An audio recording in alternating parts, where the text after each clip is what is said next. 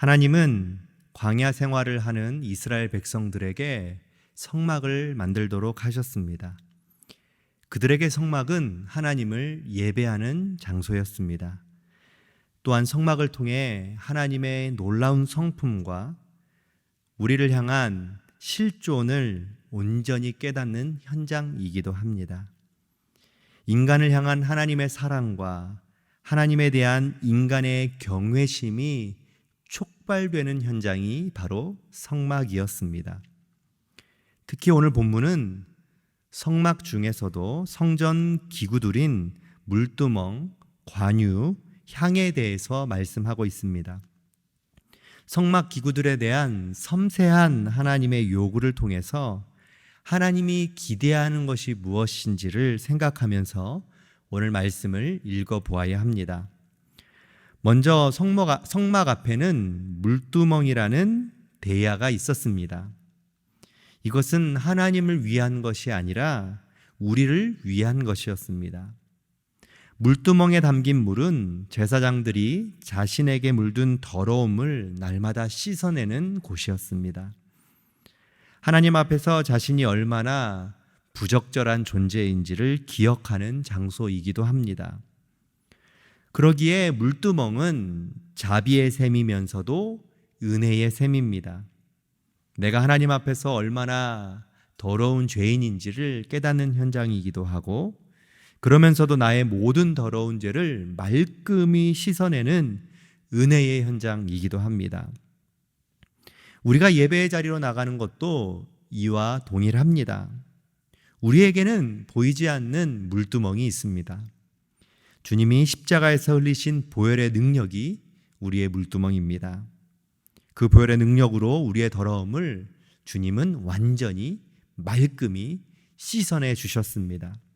그리고 담대히 하나님 앞에 나아가는 예배의 은혜를 누릴 수 있게 된 것이죠. 두 번째로 하나님과의 화목과 제사에서 사용되는 중요한 것으로 피와 물, 그리고 관유라 불리는 기름이 있었습니다. 제물을 하나님께 드릴 때에 사용하는 액체들이죠.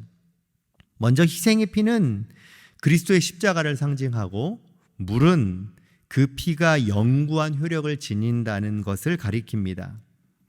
그리고 오늘 본문에 소개하는 기름, 즉 관유는 하나님을 섬기는 데 쓰이는 제물로 설명하고 있습니다.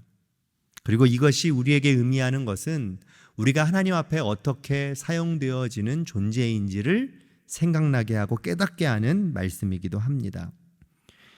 관유가 의미하는 것은 하나님께서 합당한 존재로 인정하시는 사람들을 어떻게 귀하게 사용하시는지를 보여주는 것입니다. 세 번째로 관유와 함께 향도 소개하고 있습니다. 향은 지정된 제조법을 따라 만들어야 합니다. 하나님께서 지시한 성분을 정확한 비율로 혼합했을 때 하나님이 받으시는 향기로운 제물이 되었습니다. 향은 여호와 하나님을 기쁘시게 하고, 위로 떠오르는 향기로운 냄새는 하나님의 백성들이 하나님께 드리는 기도가 된다고 말씀합니다. 백성들이 하나님께 드린 향은 백성들이 갈 수 없는 곳까지 높이 올라가므로 하늘에 계신 하나님께 드려짐을 의미합니다. 이렇게 하나님께 예배하는 이스라엘 백성들에게 하나님은 매우 자세한 예배의 기구들과 방법들을 말씀해 주셨습니다. 이를 통해서 하나님을 깊이 경험하고 은혜를 누리도록 하셨죠. 그러기에 성막은 살아계신 하나님을 직접 경험하는 장소입니다. 눈으로 보고 향으로 냄새를 맡고, 또한 다양한 소리들을 통해서 말씀을 듣는 현장이 바로 성막입니다. 백성들이 하나님께 직접 나아가 참여할 수 있는 자리이기도 합니다. 만약 성막이 없었다면 그 누구도 하나님을 인격적으로 만날 수 없는 공식적인 현장은 없었을 것입니다. 성막 이전에는 특별한 사람들에게 하나님께서 임했습니다. 그러나 이제는 성막을 통해 그 누구든지 임재하시는 하나님을 눈으로 보고 느낄 수 있게 된 것이죠. 그리고 성막에 있는 물두멍, 관유, 향을 통해서 하나님은 우리가 하나님의 참된 자녀임을 알게 하시고 온전한 하나님으로 서기를 원하십니다. 사랑하는 우리 금강의 성도 여러분, 오늘 하루 하나님을 예배하는 현장이 이와 같기를 원합니다.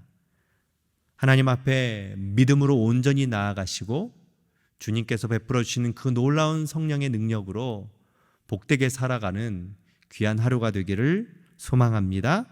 오늘 말씀을 기억하면서 함께 기도의 자리로 나아가겠습니다.